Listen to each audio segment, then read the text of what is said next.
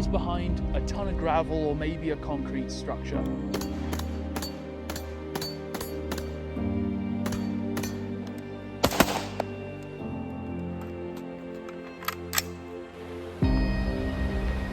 Time spent in preparation is always time well spent, often lives well saved, sometimes even the difference between success and failure.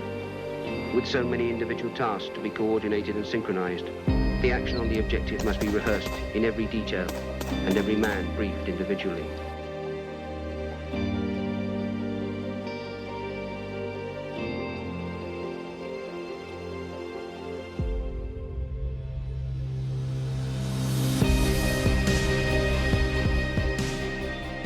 How to use your rifle in combat. We all go to the range and shoot steel and paper, but what is our rifle actually capable of? What can you shoot? What's realistic? How much ammo will you use at certain targets and ranges? All questions that we're going to answer here today. With static targets at the range never shooting back or being dynamic, no one talks about the reality. So grab your cup of coffee, grab your tea, because today we're going to discuss things that nobody seems to be talking about. And this video, I promise you, is going to fundamentally change how you shoot, use these optics, and ultimately train. So who am I to talk about these skills? Well, simply put, I'm a civilian who trains and studies very hard. I have never fired my weapon in anger and hope not to. But all the same, I spend a huge amount of time studying and training these skills. Where do I get this information from? Well, a lot of it comes from manuals from around the world, from my home, the United Kingdom, to here in the United States, even translated manuals from Sweden. On top of that, I also get information from my mates from around the world who've either seen heavy combat or they train and do this professionally. So why is that important? Well, those individuals can't necessarily come forward, make YouTube videos and talk about it. So they tell me, and in conjunction with the information from manuals, I package it up and present it to you. So please, do not see Echo Mike as the end-all be-all, but rather a collector, translator, and presenter of all of that information for you to enjoy. So with that, get out and train, and let's learn about how to effectively use your rifle. So the first thing we're going to talk about is going to be types of ammunition. Now this video is going to be focusing on the individual weapon system, mainly the 5.56 round. The reason is that is the most common that we see here in the United States and within NATO. So there are three main types of ammunition that I want to talk to you guys about today. The first one is going to be the M193. This is a fully copper jacketed lead core round, meaning that it's the standard type of ammunition. It has no steel penetrators of any sort, and it's very common for training and one of the more common rounds that you're going to see. It's also the lightest of all of them that we're going to see today. Moving on from that is going to be the most common combat ammunition, and that's going to be the M855 green tip. Now this has a steel jacketed penetrator at the top of it within the copper round, meaning that it has minimal or a little bit of penetration capability. It's also a little bit heavier than the M193, which is 55 grains. This is 63. Moving up from that is going to be the new M855A1. This is the United States military's new round, and this has a full steel penetrator at the tip. And this is nicknamed the enhanced penetration round. Not quite sure on the weight of this one, but if I had to guess, it's going to be heavier than 63 grains. And with that steel core penetrator is going to come when we talk about penetration. The last kind is going to be 77 grain, and this is oftentimes seen in DMR or precision 5.56 rifles. But for today, we're going to be focusing on the M855, which is our green tip ammo, the most common seen in the United States when it comes to a combat round. So what are some key notes that you need to know when it comes to understanding 5.56? Well, oftentimes soldiers are taught that those rounds are deadly out to 500 meters, which is true. In fact, they're even deadly out to 800. But in terms of combat accuracy, a lot of manuals and training say that 300 is the limit of 5.56. The reason is that shooting accurately under stress and target identification with common rifle optics really doesn't happen beyond 300 meters, maybe 500, but once you add camouflage, I challenge you to put a camouflage target somewhere in the woods randomly at 500 meters and engage it, target it, and hit it. What you're going to find is that it's way more challenging than shooting white steel on a range. So let's talk about what the 5.56 does at different ranges. For today, we're going to be talking about a standard 16-inch barrel of medium accuracy, medium quality. I understand you have really high-end stuff, you have really low-end stuff, but we're going to be talking about everything mid-range here. A ×4 optic, 16-inch barrel with a 5.56 round. So the first parameter is going to be 0 to 30. We're going to class this as CQB. The 5.56 is very effective, nothing changes. Between 30 and 100 is our medium range, and usually we zero our rifles to 100. So again, the 5.56 isn't really seeing any sort of change. Then we have 100 to 300, and this is going to be our combat long range. Again, coming down to identification and being able to hit a target accurately under stress. After that, the 5.56 really starts to change, and that's going to be our ranges of 300 to 500 and 800 beyond. And that's when the 5.56 is really going to start to lose velocity. Yes, it's still dangerous, but when it comes to target identification, hitting a target, wind corrections, things become far more challenging. So again, for today's examples, we have CQB 0 to 30, 30 to 100, medium, and then our combat range, which is 100 to 300. So now that we understand our ranges, how much ammo should we plan to shoot? This is a debate that is prolific throughout the gun community and is the topic of heated online debate. How much ammo should you carry? But I think a better question is, how much ammo are you going to shoot? Because if you understand how much ammo you're actually going to shoot, then you can get a better idea of how much you actually need. And again, situation dependent. And note, guys, today we are not talking about suppression. We are talking about individual riflemen accurately engaging a target and using that round and understanding what it does in combat. So let's get into it. So a great example of this is in the Swedish Jaeger manual, which I have translated to English. So this talks about a table, and in this table it gives examples for individual rifles or carbines, 5.56 machine guns, medium machine guns, and submachine guns. Today we're focusing on the infantry rifle or the carbine here in this table, and this gives our example of how to engage targets and what is the most effective use of your ammunition at those ranges. So let's go through them.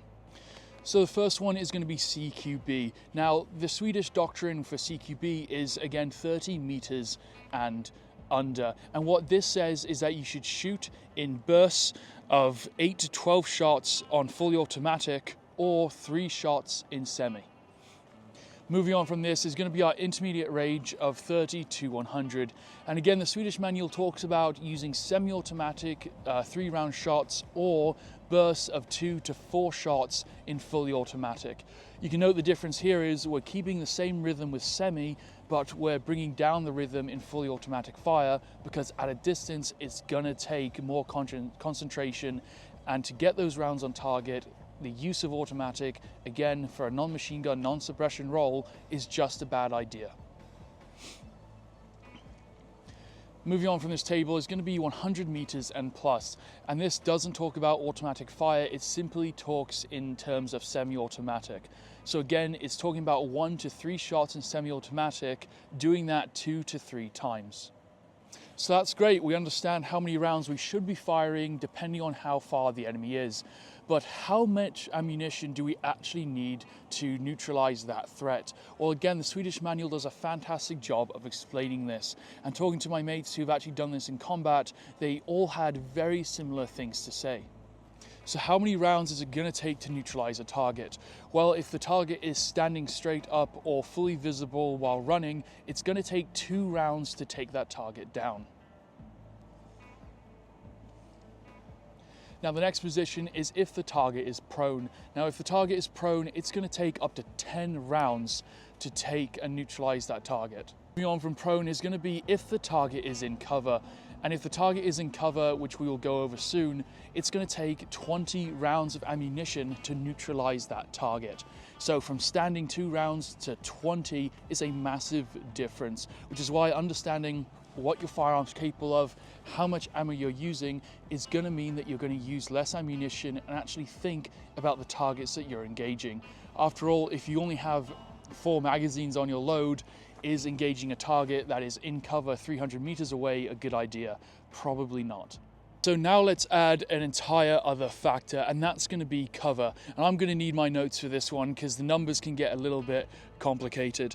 So from cover, this is what will stop a 5.56 M855 round.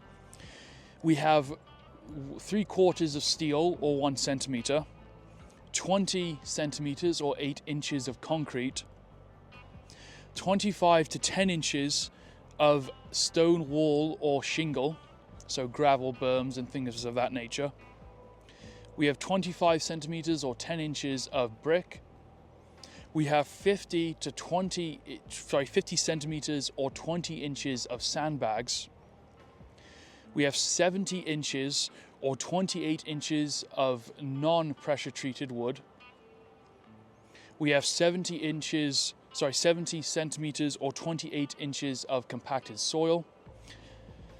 And lastly, applicable to winter, we have 180 centimeters or 70 inches of ice to stop a bullet, and 200 centimeters or 80 inches of snow, non-compacted, to stop a 5.56 round.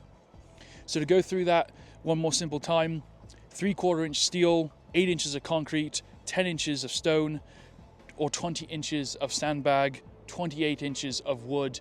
Think of a car rim size, is what you're going to need to stop ammunition. Anything that is less than that, a rifle round will penetrate if it is within 500 meters. So why is this applicable? Well, simply put, if we are not suppressing and we plan to actually neutralize the enemy, if we can judge what type of cover he's in, it might be a waste of ammunition if we know these rounds will not penetrate those barriers. And it might be worth using something like a machine gun, an air asset, or something else to deal with the problem. Again, we're not talking about suppression. If the enemy's in cover, you can suppress him, you can get your rifleman to flank. There are lots of things that you can do. But again, today we are talking about the basic rifleman. So now that we understand that, let's talk about another factor which comes into this, which is going to be moving targets. So when it comes to moving targets, we're focusing on the person. Simply put, we have 2 modes of travel, and that's going to be a sprint or a run, and then a simple walking pace. Now, when it comes to shooting a moving target, it's going to be very simple, and I like to keep it simple. If the target is walking, all you're going to do is put the reticle directly in front of their chest. If the target is running, you're going to take 1 width of the body out, and then you're going to aim 1 distance out if the target's running. And for the most part, at most ranges, that is going to work. Obviously, the further you are away, the more you might have to lead more. But as a good rule of thumb, if the target is walking, you aim just on the crest of their chest. And if they are moving or running or sprinting, you're going to aim 1 body width beyond them. So now that we understand movement, walking and running, let's talk about our last factor, which is going to be the wind. So when it comes to wind, what we want to look for is there's 3 main types, and that's going to be light, medium and heavy. So light wind, what's that? That's going to be really 6 to 7 miles an hour or below. How can we tell? Well, a good indication will be a flag will be barely moving. Smoke on chimneys will be slightly offset blowing, but still in a very conical shape of the smoke. The other common one is when you look at the leaves. The leaves are going to be fluttering. Any of those indications are going to tell you that you have a light wind. Next is going to be a medium wind, which is going to be anywhere from 6 to 7 miles an hour to 12. So how do we know we have a medium wind? Well, this is where whole branches of trees will start to just flutter. They're not going to be aggressively constant. They're just going to be kind of moving in the wind. Smoke coming out of chimneys is going to still kind of keep its shape, but it's going to dissipate a lot sooner. And flags will start to kind of be in like a quarter or a half position, waving in the wind. Next is going to be our heavy wind, and this is going to be indicated by smoke coming out of chimneys that dissipates almost immediately. Entire top ends or halves of trees will be blowing, and flags will be at a full mast. And this is going to be anywhere from 12 to 13 miles per hour all the way up to 20 or 25. So why is that important to our combat shooting? Well, let's talk about it. So to talk about the topic of wind calls, we're going to use this Chinesium steel target. So this was sold as a bulletproof target, and as you can see, it clearly is not by the amount of holes it has through it. And this is about ½ an inch thick. So going back to understanding what is cover, what is not, this might seem like a heavy steel plate, especially if it was in an industrial park or maybe a urban area, but this was M193, the non-penetrator, punched clean holes right through it. But today he's going to be our target demonstration. Next is going to be our reticle. So our reticle is indicated by the ACOG BDC chevron, my favorite optic, God's optic, the ultimate combat optic, and I'll make a video on that sometime soon. But today we're going to demonstrate where our holds are going to be and how wind holding, moving targets, and everything we've spoken about today actually works. So I'm going to put this on the berm and let's talk about it. So first off, we are going to talk about how to use our BDC. So on our BDC here, we have indicated on the ACOG chevron, we have 100, which is the tip, 200, which is the crotch of the chevron. The tip of the spear here is 300, 400, 5, 6, 7, and 8. Now the way this works is the width of the shoulders is going to be a human target at those ranges. So for today, we're going to start off by our close range of 30. So we're simply going to place that on the target like so. As we move to 100, it's going to be the tip of the chevron. We're then going to put the crotch of the chevron. We're going to move slightly down using the tip of the chevron for 300, 400, 500, 600, 700, and 800 in the center of the chest. So now that we understand how to use a basic BDC, let's talk about how we're going to engage this target with zero wind, will obviously be the center, and now we're going to add fluttering wind. So very simple, when it comes to our targets and wind calls, we're going to start with fluttering, which remember is anywhere from 0-1 miles an hour all the way up to 6 or 7. So fluttering within 100 meters is not going to have an effect on our wind calls. But for all these wind calls, there's something that I want you to remember, and that's going to be quarters, because as we go away in hundreds, we're simply going to increase by a quarter. As our wind increases from light, medium, heavy, it's going to go up in quarters. So what does that look like for fluttering? Well, starting off, as we said, 0 to 100, there's going to be nothing, but 100, think in quarters, okay? We're going to go to 100, we're going to go 1 quarter. So we're going to take the size of our target, split it into quarters. So we're going to come over 1 quarter. So that's going to be a stationary target, fluttering wind from this direction.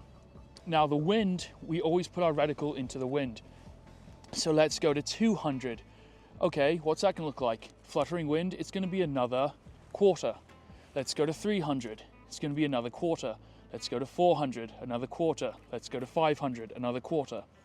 You can see how that works there. So that's our wind calls. Now let's use our BDC. So we have 100, fluttering wind, again, no impact. 200, the crotch of the chevron. So we're going to come up to the crotch. We're going to go over a quarter. 300, we're going to come up with the chevron, over a quarter. 400, we're going to put the 400 in line with the center of the chest. We're going to come over a quarter. 500, we're going to come up. 500 in line with the center of the chest, up to 500 there. So you can see by working in quarters, it makes it really, really simple. So now let's talk about a medium wind.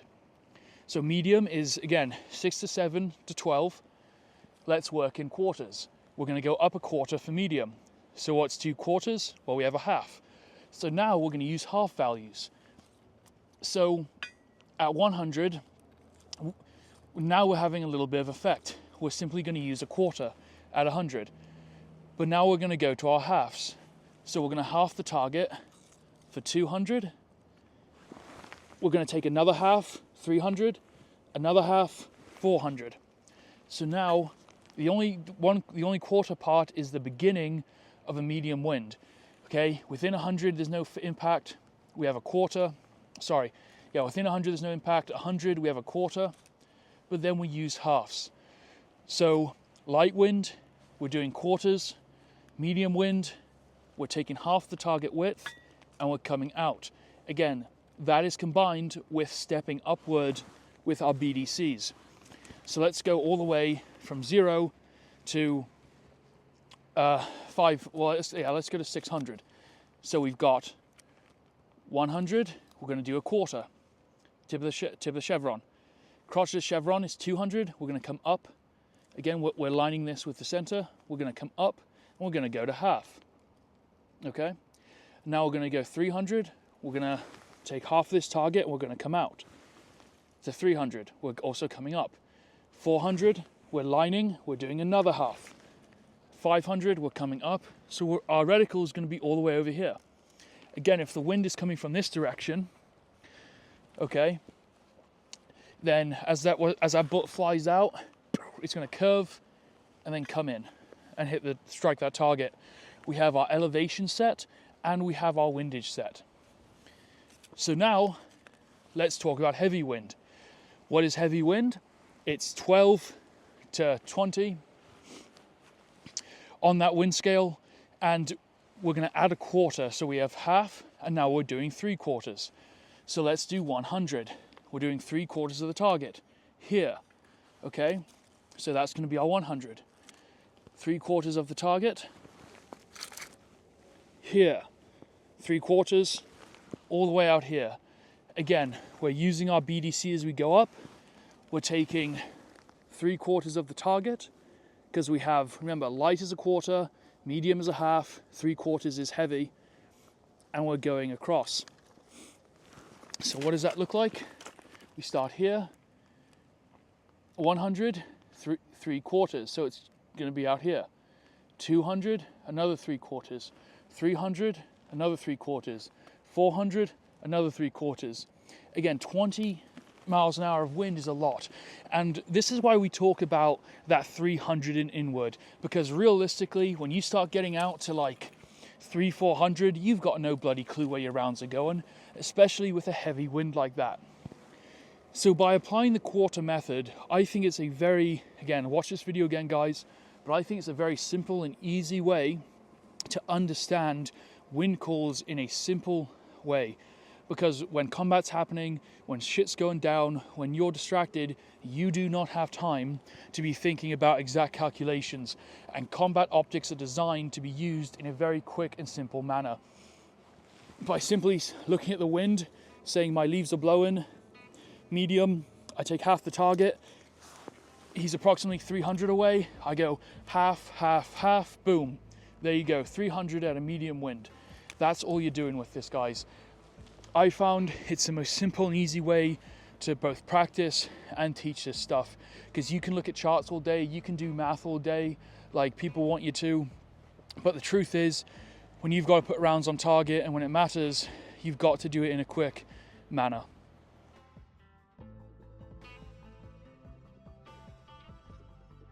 So now let's go through this nice and simple one last time.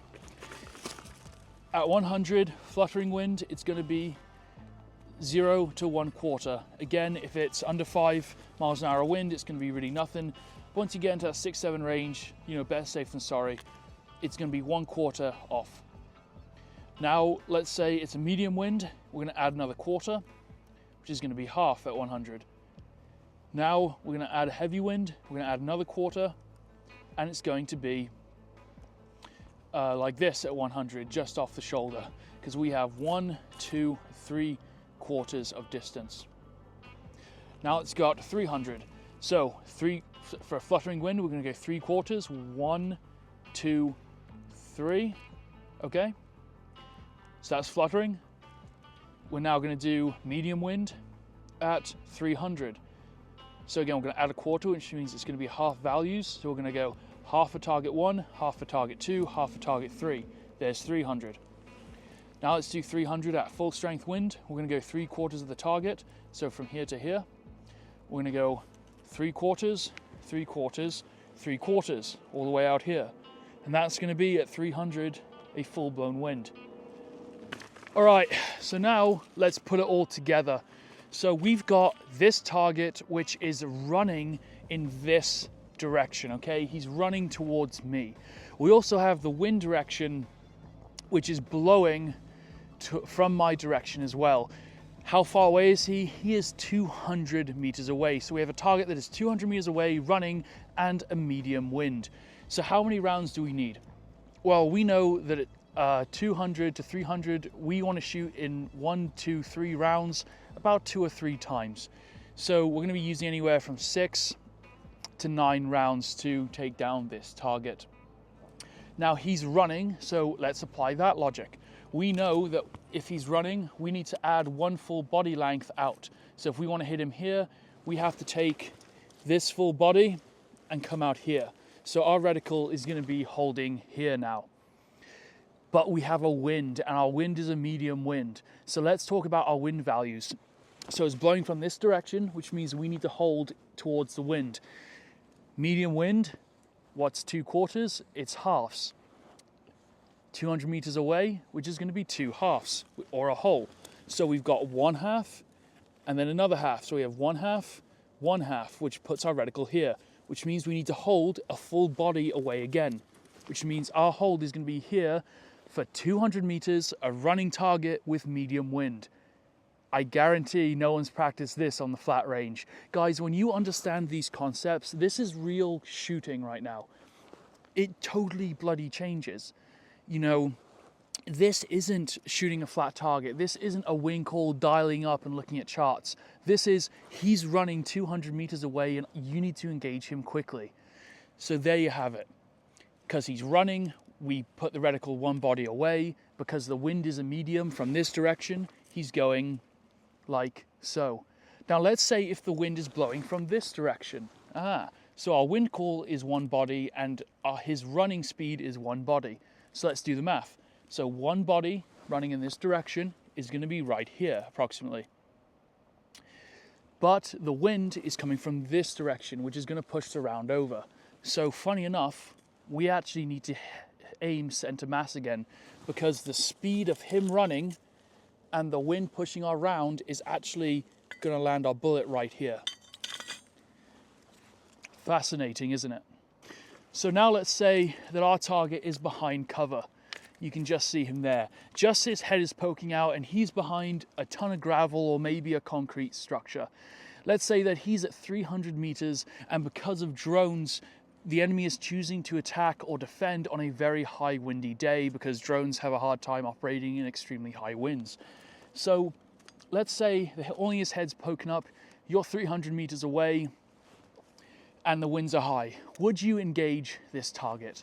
Probably not. And the reason why is because we know that 5.56 can't go through 8 inches of concrete. He's in a concrete structure. He's 300 meters away, which means the bullet's combat effectiveness is kind of again on that edge of what's going to be accurate or how accurate you're going to be. And then the high wind call, it's kind of just a waste of ammunition. But if he was firing at you from a machine gun, what should you do?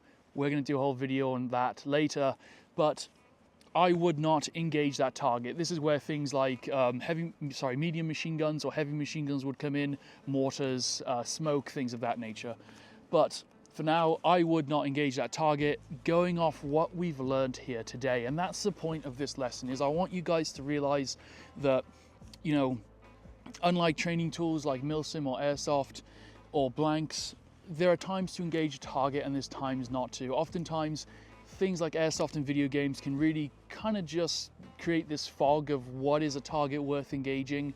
And that's why I really wanted to make this video and collect this information to pass on to you guys.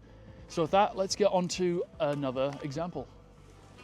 So for this example, our enemy is going to be behind branched cover. So he's behind some sticks in a wooded area. He's 100 meters away and the winds are high. Should you engage them, and if so, how much ammo are you going to use? Well, let's start. So if he's 100 meters away, we can expect to use, again, 1 to 3 rounds of semi 3 times, so a total of 9 rounds. We can also use automatic fire, which would be in bursts of 3 to 6 rounds, something in that range. But we can engage him. The cover he's in won't necessarily stop rounds, so we're good to engage him with the 5.56 rifle also. And the high wind means that we do have a little bit of challenge. So let's see where we have to hold to engage this chap. So because we're at 100, it's going to be the tip of the chevron, which means we're going to hold right here. And because it's a strong wind, again, we have 3 levels, 3 quarters. We have 1, 2, 3. So we're going to be holding a quarter out right here. And that's all there is to it. So at 100 meters, a strong wind and in wooded cover, this is definitely a target that is worth engaging and can quite easily, with a little bit of skill, be engaged at 100 meters. But you can see by adding cover and wind, again, it's not as simple as one might see. And remember, he's going to be shooting back at you. So there you go. So it's times like this that having an optic and fixed magnification really help, because with an LPVO, and this is one reason why I love the ACOG, when you have fixed magnification, what that means is that you're constantly seeing the same image through this optic at the same time. With an LPVO, you're changing your magnification constantly. And yes, you can train to that, but it's going to take a lot more time because your perspectives are constantly going to be changing. So your wind calls are going to look different. And this is a symptom of the gun community, I think, from training on a flat range too much and not having moving dynamic targets and not having a lot of wind and shooting at really close ranges and not getting outside, is because when you have these challenges, your eyesight, which is essentially what this optic is, it being the same is really going to help you just get used to what the wind looks like looking through it. It's going to get used to how big a target is. When you're constantly changing that perspective, like on an LPVO, it just makes things harder. And I'm going to do a whole video on this, but that's why I really do believe that the ACOG, the LCANs, fixed magnification optics with a good combat BDC and that are tough as nails are really the way to go when it comes to optics. Because when you start implementing them, when you start using them, this is when it's going to show, you know. But at the end of the day, guys, it all comes down to training. I would much rather have someone who is trained on iron sights or an LPVO than someone with even an ACOG that doesn't train at all. I know we've heard it 100 times, but that's what it really comes down to. Guys, I really hope that you enjoyed this lesson. I really do hope that it's giving the community something different to think about, talk about, discuss, and hopefully train. It's a ton of fun to go over these scenarios with your mates. So with that, guys, thank you so much for watching. I appreciate your time as always. And for closing notes today, Christmas is coming up. We just had Thanksgiving. Spend time with those that you care about. After all, why are we training so hard to protect people if we can't build a relationship and have those meaningful memories and moments with them? Guys, as always, look after your mates, look after each other. I appreciate your time. It takes a lot of work and investment to do these. I've got a lot of work for my full-time job coming up, but I want to continue to bring you guys awesome content. Patches, merch, and all that type of stuff is on the way. The new community logo, as you guys are now seeing in these videos, really speaks to this community and what we do here. If you're new here, I want to welcome you all. With that, I've also got some other exciting projects on the way, so it's a lot of work, but I'm excited to bring this to you guys. You're a great community. You really appreciate everything that I'm doing, and that's why I want to keep bringing you fantastic content. So if you have any suggestions or anything that I can improve on, I'm a one-man operation with limited time and resources, but if there are things that you want to see and have me improve on, then please put it in the comment section below. Reach out on Instagram, which is echomike_training. And with that, I'll see you guys on the next one.